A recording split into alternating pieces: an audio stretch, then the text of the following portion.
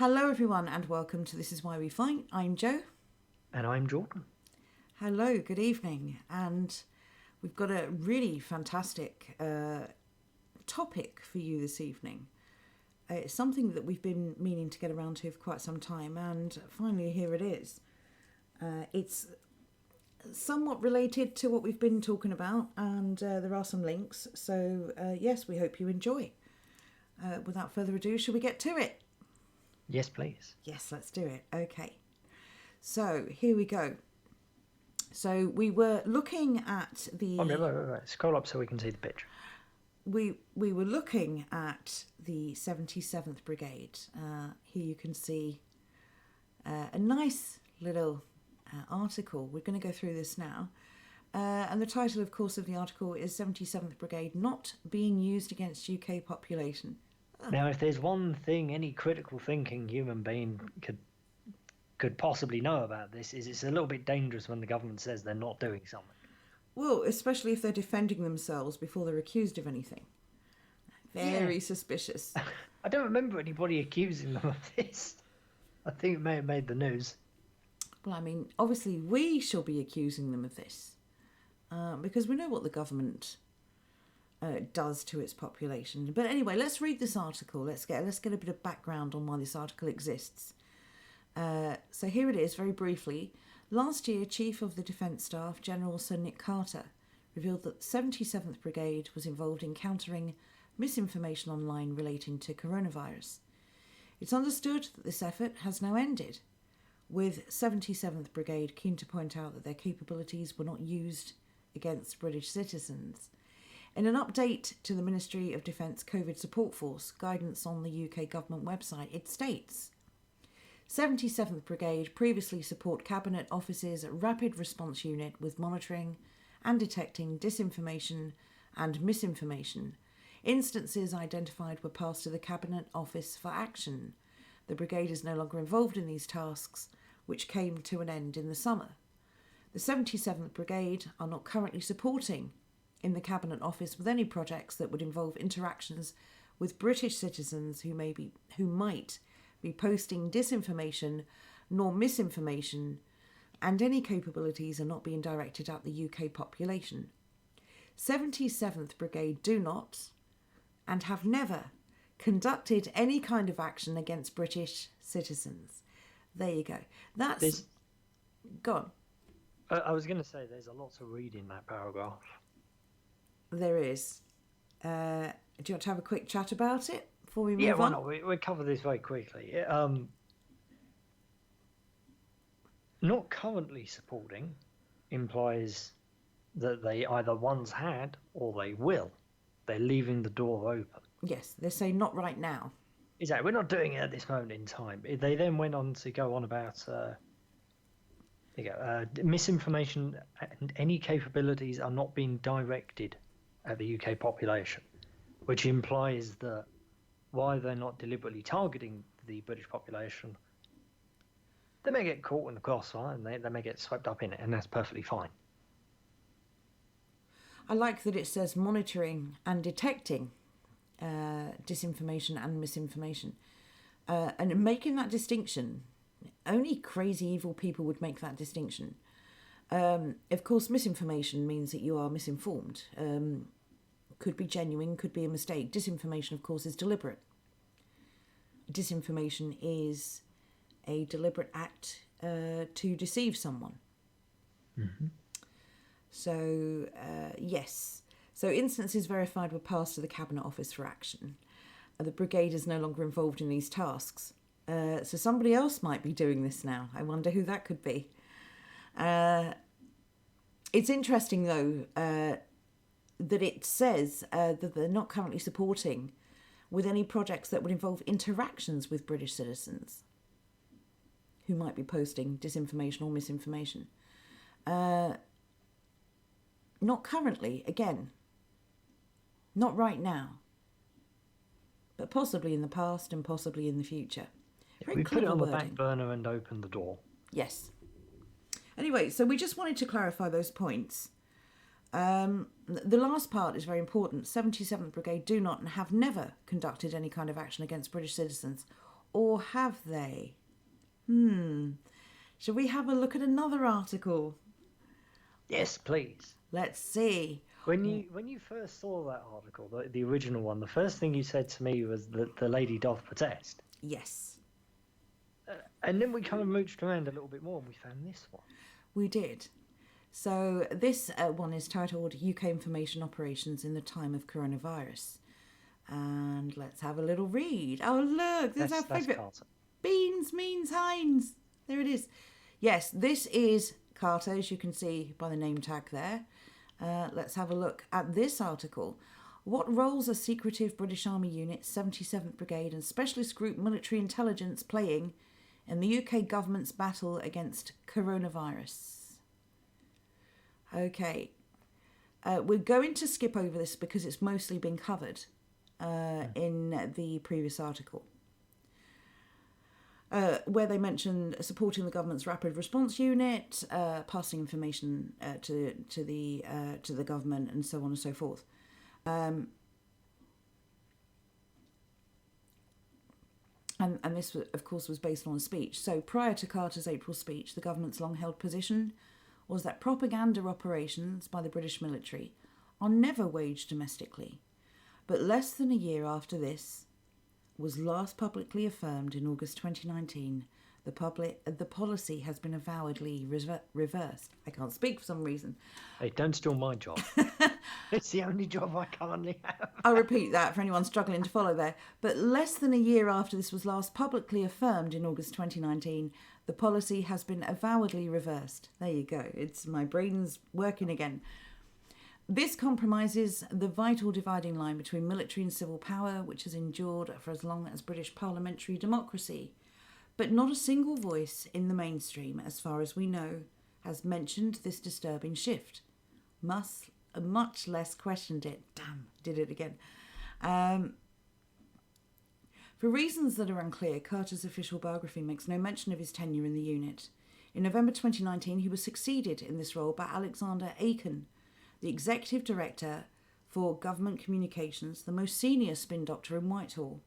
Aiken's position with the brigade is again unmentioned in his official biography, although it does note he oversaw the creation of the Rapid Response Unit. In a recently deleted article on the government's website, Aiken acknowledged alternative news sources were one of the unit's key targets, on the basis that such outlets were biased and focused on sensationalism rather than facts. I think he's mistaken, isn't that the mainstream media? I think it would be interesting now if we could go over onto somewhere like The Sun or the Daily Express, or one of those websites, and we can see if they're biased and focused on sensationalism rather than facts. Exactly. I mean, the fact is alternative media was born because of the fact that mainstream media focused on sensationalism rather than facts. Exactly. Very, very interesting comment there. Anyway, here we go. I'm going to let you read on. Thank you very much. Shaping behaviour. Some indications of the brigade's operations could be found in the media coverage of its launch in 2015. A Channel 4 article referred to Twitter's troops shaping behaviours through the use of dynamic narratives, and the army was said to be specifically recruiting individuals with journalism skills and familiarity with social media. There is something extremely sinister about that. Well, just the phrase, specifically recruiting people with journalism skills. So how many journalists are out there on their paycheck who aren't disclosing that they are a part of this? I would argue all of the ones that are like our friend Tim from the other article. All the ones who are conforming, towing the party line, all those who have obvious bias. I'm not saying, of course, that all of them work for the brigade. No, obviously not all of them, but it does make you question the impartiality of said journalism, which we are constantly told is impartial. Can you guarantee that journalists are not a part of this? I don't think so. Exactly, and this is the thing as well. When somebody with a very specific agenda is paying your salary, how can you even dream of claiming that you're impartial. I would also, just before we move on, I would like to go back to the Mindspace document where they did specifically state one of the issues that government has is that people don't trust experts. And the best thing to do is to get messengers from outside of the government to say to start pushing the nudges. Yes, like people pretending to be housewives on social media, for instance, or journalists. Journalists, exactly. It all plays a part of it. So on one hand, they've got a report stating that we understand. Oh, bloody hell, sorry about that. We've got a report stating that they understand their need to have third parties, independent third parties, push their narrative. And now we've got them saying that the army is specifically recruiting individuals with journalism skills. Anyway, moving on. I'd let that one simmer. People can enjoy that. Yes. While the textbook... Sorry, the next part is in reference to when Wired were granted exclusive access to the Denison Barracks headquarters. While a textbook example of embedded journalism, Wired's article did highlight soldiers using advertising industry phrases such as key influencers, reach and traction, as well as a sign on the wall declaring behavioural changes are USP. What a wonderful thing when the army goes on about behavioural change of its citizens. Behavioural change. I wonder where we've heard that phrase before. I don't know. It's a little tiny bit like China and Uyghurs, isn't it? It's beginning to look like North Korea is a lot closer than we think. It's really rather alarming to think that there are these little shadowy departments embedded within the army now, as well as the government, whose job it is to manipulate and influence public thoughts, behaviours, speech. Very alarming indeed. One room was focused on understanding audiences, the makeup, demographics and habits of the people they wanted to reach. Another was more analytical, focusing on creating attitude and sentiment awareness from large sets of social media data, the article continued. Another was full of officers producing video and audio content. Elsewhere, teams of intelligence specialists were closely analysing how messages were being received and discussing how to make them more resonant. So they're literally mining data here from social media. Mm-hmm. And that resonant thing could definitely be read as salient, rather. Yeah, salient, yes. So that also kind of fits into the Mindspace thing. Yes, absolutely. There's no question that Mindspace is the foundational strategy for all of this, I would say. Or at least the idea of something like Mindspace. Again, we know that mass manipulation, propaganda, coercion has been in place long before Mindspace was created. Mm-hmm. But I think Mindspace is just the official culmination of all of those behaviours that governments and military have always engaged in. They just put a name to it finally. Exactly. If you think it ended after the war, you're sadly mistaken. Anyway, it goes on to say the 77th Brigade shrouds itself. Okay. It's catching, I'm so sorry. Was I able to get a single word out there properly? I'm not sure. Let's try this again. I think you got the correct, if that's any help. I might have got the 77th correct and all. Anyway, the 77th Brigade... the 77 man... in neutral language to describe its operations, while the 15th Psychological Operations Group was among 4 units merged to form the brigade. It does not publicly acknowledge that psyops form part of its remit.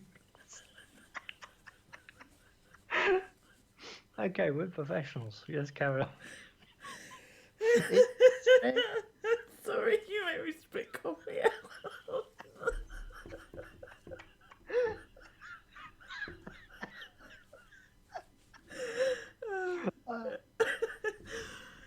If there's one good thing, this is just about the only channel where you could come along and listen to two people talk about how the government are manipulating the living daylights out of us and have a good laugh about it along the way.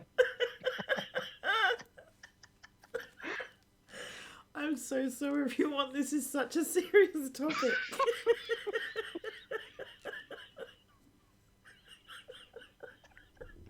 Got a laugh in the face of adversity. Oh, God. Okay. Instead, the 77 lads is said to employ non-lethal engagement and legitimate non-lethal, non-military levers. Non-lethal. You're just making words up now. Yeah. Well, I'm trying to read while also crying. Yes, I've cried quite a bit just then. Shall we reread those last two for anyone listening? I think the former was okay. The second one I'll allow you to take. No, the former was terrible. The former was good. I'll quickly go through them both anyway, just to make sure you're clear. If you're just listening, if you're doing stuff while you're listening. The 77th Brigade shrouds its activities in neutral language to describe its operations, while the 15th Psychological Operations Group, the 15th, we'll be revisiting that, don't you worry, was among the 4 units merged to form the brigade. It does not publicly acknowledge that psyops form part of its remit. Interesting use of the word psyops there. It's a very kind of slang term. It's a very non-officious term, and they are incorporating that. Or maybe that's where it began. Maybe a little bit more research will tell us that. Instead, the brigade is said to employ non-lethal engagement and legitimate non-military levers, while the term information warfare, referenced by General Carter in 2018, is absent from its listing on the Ministry of Defence website. I won't mention MOD, everyone knows. Very interesting, though, that use of the word psyops. I would have thought that the government would be just in denial that that word even exists. So, interesting. Right. We're going to talk about a document now that was updated in 2018. No, updated in January 2020. Sorry, a 2018 document updated in 2020, apologies. And the document mentions that they're talking about misinformation, and they're talking about deception. This can range from encouraging the responsible use of social media by our own personnel through promoting and developing and continuous reinforcing of a security culture to camouflage, concealment and deception techniques. This is amazing, actually. Reinforcing of a security culture. The 70... Very much what we're in at the moment. Well, the 77th Brigade... How do you reinforce a security culture on social media? What is this, loose crime data? What would this come from? I have a feeling we're going to have to read that document, and we may do that at a later date. Yes. Because we haven't read it yet. No, we haven't. We try to do these things somewhat blindly so that you hear our reactions as we go along, rather than something pre-rehearsed. We feel it's more genuine if we can sort of react to this information as you will. So, okay, I'll finish this one off then. The 77th Brigade has no admitted social media presence, okay, but indications the unit is widely active on such networks were boosted in September 2019 when senior Twitter staffer Gordon McMillan was exposed by Middle East Eye as a lieutenant in the brigade. Lieutenant. Yes, it is lieutenant. Apologies. Thank you. I went a bit into phonics there, although that says Lou, apparently. Should be lieutenant.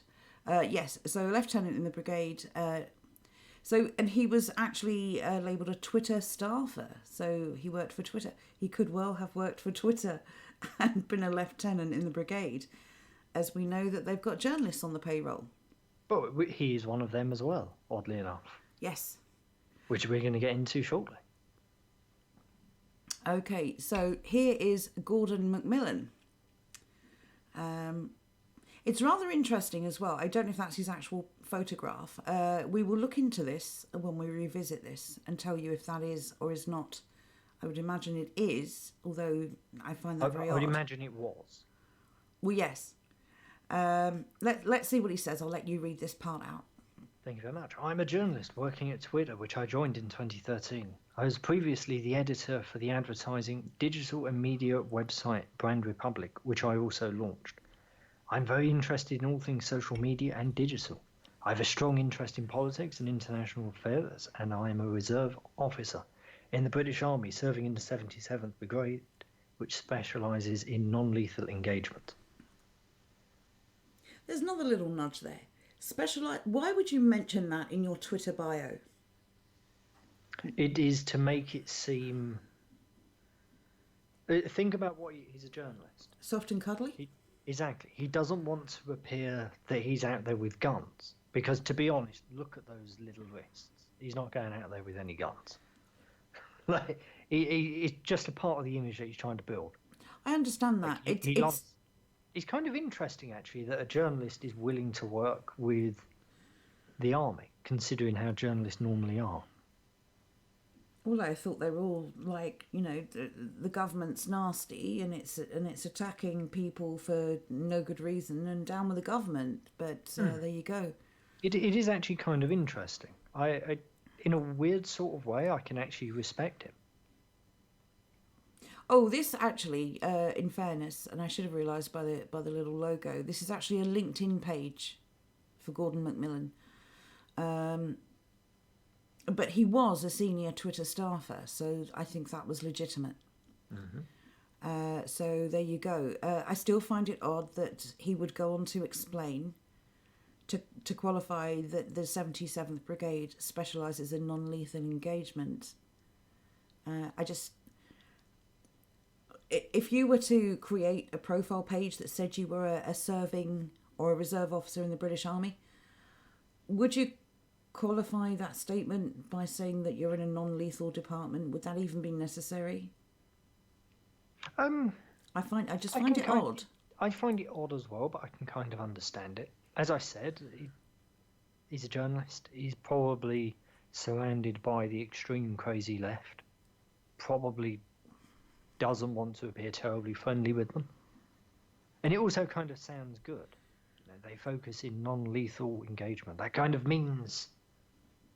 I know, they're doing something different. They're doing something new and innovative, and they like this sort of thing. Do you think in order to make headway with people on the left on social media, he's deliberately included that because there's a bit of anti-military sentiment, would you say? Given, the wars and... No, I'm not sure it's anti-military as such. I think it is... I suppose it also depends on the sort of people he's engaging with. Like, what does he actually do at Twitter? Well, true. It doesn't actually say. It just says, I'm a journalist working at Twitter, which is a bit weird. Depending on what he does, if he works around the misinformation aspect of it, he could have put that in there knowing that everybody around him knows that he is a misinformation specialist.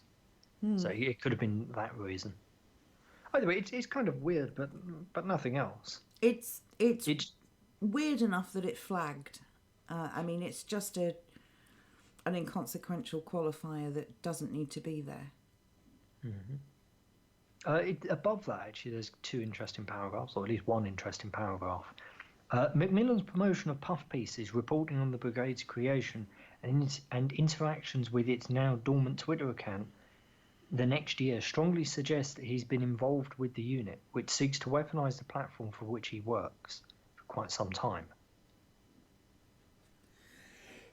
Twitter has made much of its commitment to rid the platform of Twitter has made much of its commitment to ridding the platform of networks of coordinated accounts engaged in state-backed information operations and platform manipulation, which it has conducted regular mass purges of such accounts since October 2018. Not super useful, but just something of note. It seeks to weaponize the platform for which he works. So the question is, if this was the other way around, if this is basically reverse lobbying. Does that make sense? Normally you're on the outside, you're lobbying government to get them to change the laws to make things better for you. Here we've got the thing happening in reverse. We've got somebody who works for Twitter, a private company, also works for the British military, and he could be in a position where the army could manipulate what is going on Twitter. Well, it would also raise questions over, again, Twitter's impartiality and whether or not they are just another state-backed propaganda arm. Indeed. Because, I mean, we know about Gordon Macmillan because this article has exposed it. How many others? Exactly. It could be hundreds. It could be thousands. Who knows? And how many other platforms? Exactly. There's Facebook, there's Instagram, there's LinkedIn. That would be an interesting one for them to get a hold of, considering. What about TV, radio? How many of these officers of this brigade are in gainful employment in all social media and all media platforms, including, maybe, possibly, the state broadcaster, which is funded by the taxpayer, including these private companies who claim to be impartial and to uphold freedoms. Well, not so much now. But the reality is, we've said this before, you can't infiltrate government, but what you can do is manipulate societal change. Which is exactly what these people are doing. Yes. Platform manipulation, it's right there in the article. So these people will take, and it's mentioned previously as well, these people will take what would be something like the mood of the nation, and they would look at certain aspects of certain posts, and from what they've described, they would take the things that they want to push, and they would create this idea, this perception that it is the public who are pushing these ideas, that it's the public behind them. They also, of course, in the positions that they're in, working directly for these social media platforms as opposed to just using them, also have a massive amount of authority in which to censor those messages that they want to have people ignore and highlight those which they want people to focus on, which is just really insidious in itself. I mean, this is not a case of I can go online and just keep, and just get like thousands of likes to promote certain posts. That's just me as a user. But if I work for an online platform and I have, say, admin privileges, can I not just be deleting posts that I want people to ignore? We just don't know how far up this goes, how many of these people are pretending that they are just members of the public. And how are they able to be? I don't know much about the military, maybe you know this. Are they aside from an obvious authorised op, a psyop, if you will, can members of the serving military actually take another job while they're serving in exchange for payment? I would imagine yes. I don't know. You can't if you're in the police force. That's actually a dang good question. I'm not sure. I don't know the answer. It might be something to look into. I'm just thinking, I know in the police you cannot take a second job. I can't remember the reason for it. And that rule might have changed, but I know that was the case. I mean, what this would imply to me, if the rules are the same, would be that he has this job and his bosses have full knowledge of it. Or had this job, rather. If that rule is in place in the army as well, there is no way on earth he could have this job without his bosses knowing about it. Agreed. Or he's breaking the rules, which means he's a plant. This is not him acting alone. This is an actual psyop against the British public. And what did the 77th Brigade claim they never do? operations against the British public. Indeed. And I do appreciate this is an international platform, but the British public do use it, so you sneaky so-and-sos. Exactly. You can't guarantee it wouldn't have been used against an English person or a Scot or something, you know? You can't do it. Exactly. I'm just looking through their website, that's why I'm a bit quiet suddenly. I'm listening still. I'm just going through and I'm trying to see the sort of stuff that they do. They have a defence cultural specialist team, believe it or not. They provide intelligence support to information activities. It assists the brigade in wider defence by building an understanding of physical, virtual and cognitive behaviours of audience, actors and adversaries. Actors. Target audience analysis. This is a very interesting thing. I think we may actually go through their website on a later date. By actors, they would have meant state actors. So, foreign politicians and stuff like that. Well, they are all actors, I suppose. So. At least they admit it. Yeah, that's true. That's true. But that's another way words are used that outside of their traditional definition. For anyone else, any sort of layman version of an actor is someone who pretends to be someone else, usually on a media platform, usually in exchange for payment. The fact that they're referring to foreign dignitaries and politicians as actors, well, for me, that's a perfect analogy. How can you tell when a politician is lying? Their lips are moving. So... this is very interesting. We're going to dig further into this. So the 77th Brigade is just one more aspect of a clandestine department, which is ultimately employed by the state, which has a remit with which to coerce and manipulate us, the public, and to do those things in a time of crisis. A crisis imposed on us by the state that is employing these people is rather sickening. But we must do as we're told. So, yes, there's quite a bit of information there. Shaping behaviour is the title of that section we've just covered. Shaping behaviour. It's not your place to shape our behaviour. It's the arrogance that we've seen once before. We saw it with the Mindspace thing. These people are just out of control. They genuinely believe it is up to them to shape our behaviour and change how we interact with each other. Well, I mean, if you take the last 12 months, or more than that now, they've been quite successful, haven't they, for the most part? Mm-hmm. And it's a real shame that people are so willing to be manipulated.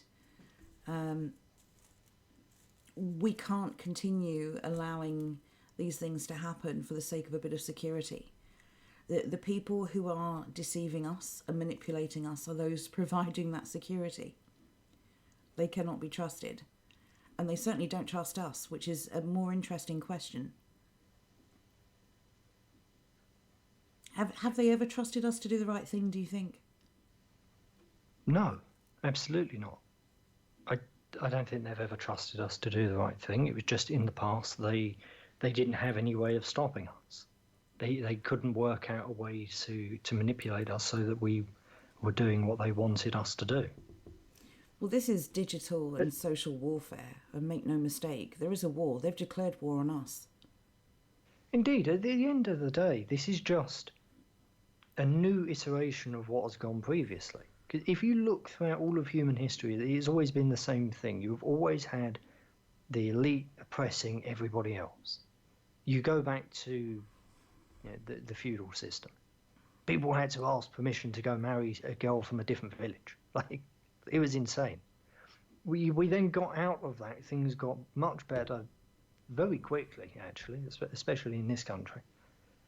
We then came into the Industrial Revolution, and while there was a lot of people doing very well for themselves and going up, there was a lot of people at the top doing everything they possibly could to continually oppress everybody else. We then had a little period outside of that where we were doing quite nicely.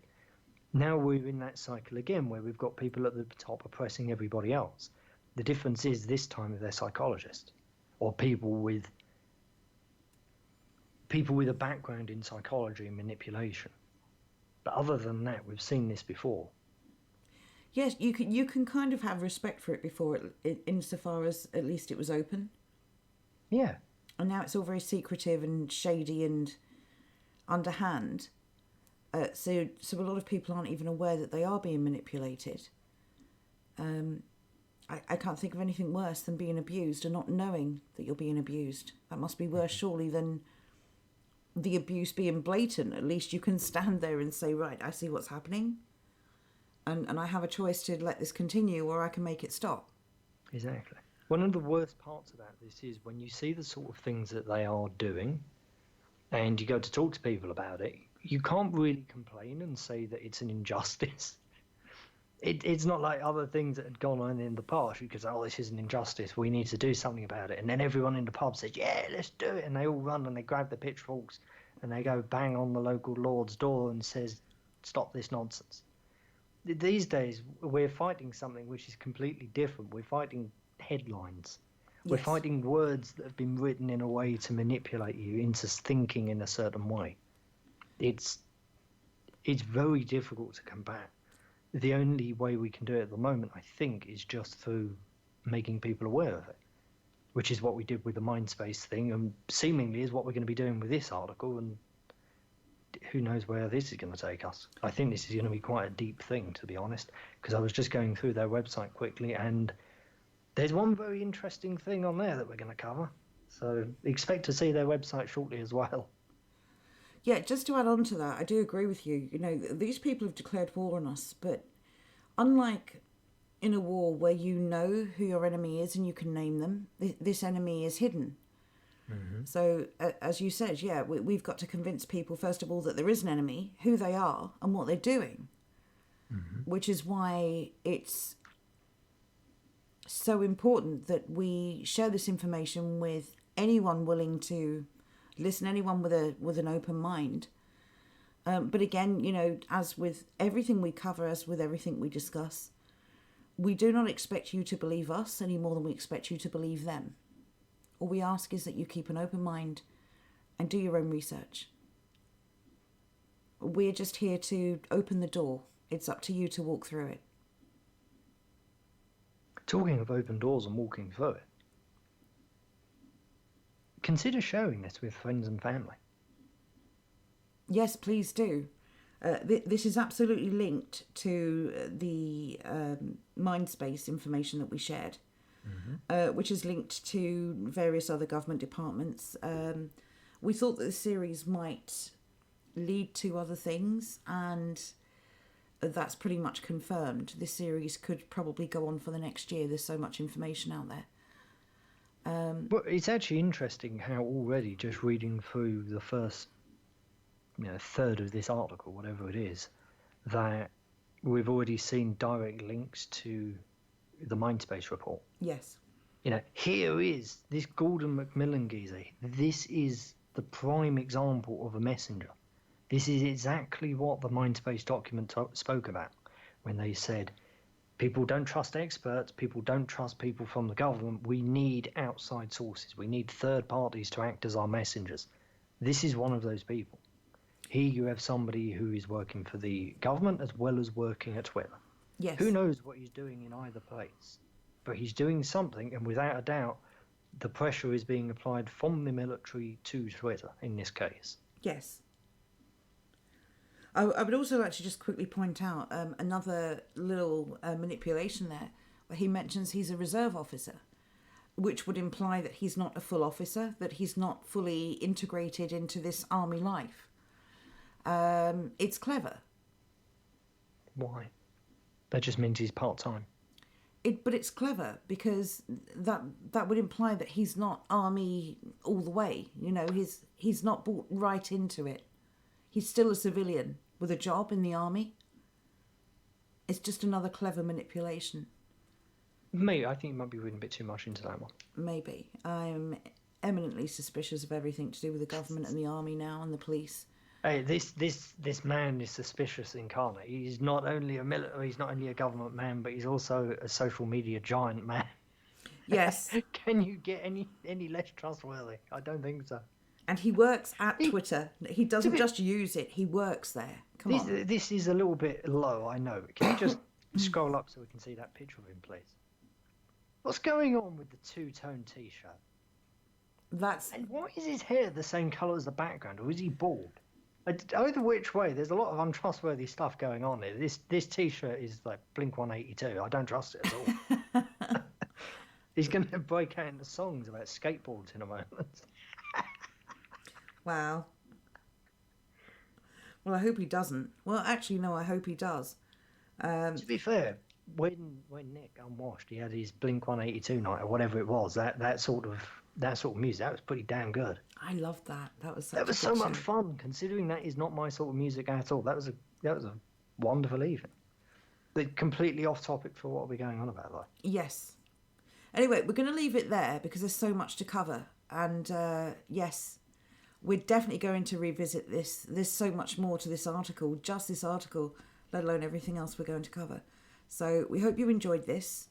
If you have any links or any information you'd like us to share on future podcasts, you know what to do. Drop them in the comments below. If you enjoyed this content, please like the stream. Please follow if you if you haven't already, or subscribe. And yes, we will see you next time. Take care, everyone. Indeed. See you then. Bye for now.